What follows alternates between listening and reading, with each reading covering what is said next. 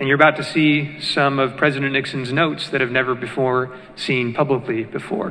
So please enjoy.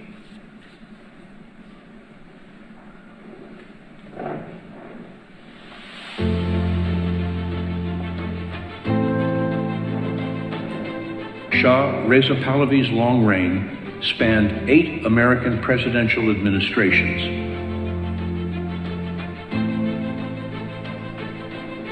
But it was his special relationship and personal friendship with President Nixon that made history and changed history.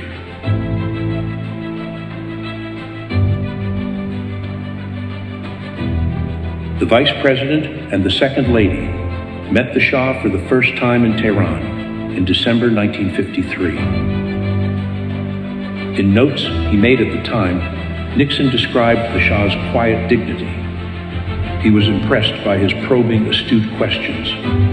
He sensed an inner strength. He felt that he would become a strong leader. That 1953 meeting was the start of a uniquely personal relationship based on mutual respect that lasted almost 4 decades. 1 year later, they met again when the Shah came to Washington for 3 days of talks about military assistance and aid. Vice President and Mrs. Nixon welcomed him in Queen Soraya at National Airport. They met again in Washington in 1958. Nixon made notes of the conversations he had with the Shah in Tehran in 1967 during one of several international fact-finding trips he made as a private citizen. Talking about Faradiba, the Shah said, "The Queen has a great personality in her own right, and she will be the first woman regent in Iran history after their coronation a few months later." The Shah told RN, "No possibility to cool down the Arab-Israel conflict."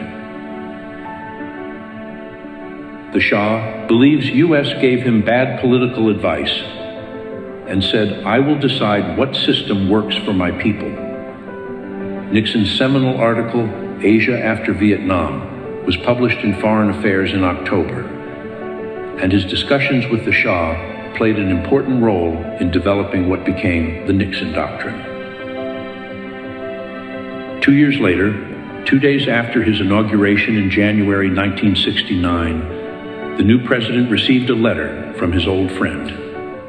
"I am fully convinced that with your intimate knowledge of this part of the world, and with due regard to the long-standing friendship and cordiality that exist between us, we will not fail to take every necessary measure for the further strengthening of the relations between our two countries on the basis of mutual respect and trust." In May 1969, the Shah came to Washington for President Eisenhower's funeral. In October, he returned on a state visit that marked a turning point in the relations between the two countries. The new president introduced a new grand strategy shifting the focus of Middle East policy to Iran as the cornerstone of regional stability and America's partner countering Soviet expansion. In 1972, the Shah and Shah Banu welcomed the President and First Lady to Iran.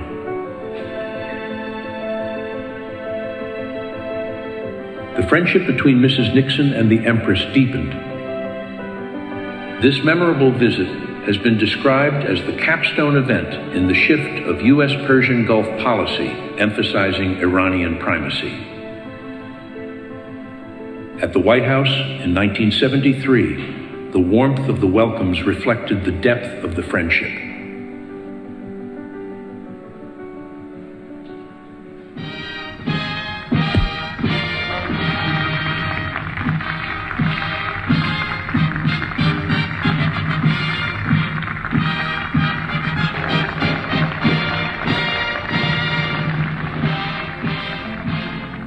In 1979, the former president traveled to Mexico, to Cuernavaca, to confer and console with the exiled and ailing Shah. He made notes for his meeting with reporters. "I look forward to paying my respects to the Shah, a personal friend for over 25 years, and a friend of U.S. for over 30 years. As we see the agony of Iran, we realize importance of standing by our friends. If we don't, we will end up with no friends. The next day, he made notes of his conversation with the Shah. The Shah does not refer to President Carter, does refer to fact. He was not well served by human rights activists in his administration, who by insisting on instant democracy in Iran, mortally weakened the Shah. He is depressed by what is happening to Iranian people. He is still knowledgeable, interested in world affairs. I saw the Shah the last time in Mexico, at Cuernavaca, Mexico. He was then in the last phases of terminal cancer, although he would never admit it or talk about his own problems at all. But he was quite thin and quite pale.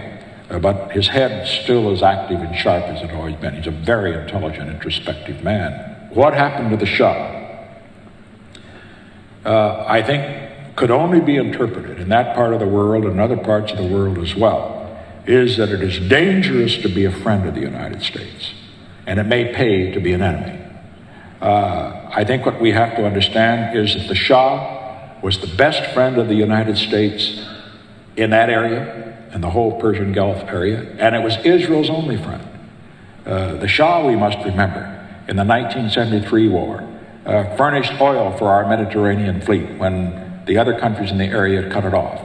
And the Shah tied down the Iraqi forces by supporting the Kurds against the Iraqis so that they never got involved in the 73 war. A year later, he made a sad and lonely pilgrimage to Cairo to attend the Shah's funeral. At the airport, he gave reporters a personal and historical perspective. There's no question that the Shah leaving Iran is a tragedy, a personal tragedy for him, a tragedy for the people of Iran who now are suffering repression much greater than they had before, who have 4 million at least unemployed, runaway inflation, under a government that is not really a government, it's really a mob. All these things have happened, but also it was, in addition to being a personal tragedy for the Shah, a tragedy for the people of Iran, it was certainly a tragedy for what we call the West, because what was leadership and stability in that part of the world is now replaced by instability. The next day, he marched alongside the Shah Banu and the Crown Prince in the Shah's funeral procession through the streets of Cairo. The former president, now a private citizen, was the only American dignitary there. Several years later, he recalled that day and spoke about his friend. When I was there, I was the only dignitary of any rank who came to the Shah's funeral, because here the Shah, who before everybody was bowing and scraping before him, the heads of state and government and so forth, because he was rich and powerful and so forth, and now they all avoided him because he was out of power.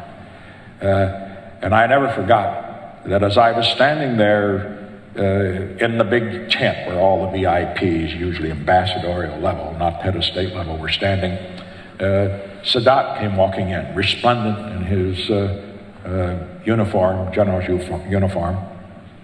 He saw me, his eyes lit up, and he walked over, held both hands out, and he said, "How good of you to come. How good of you to come."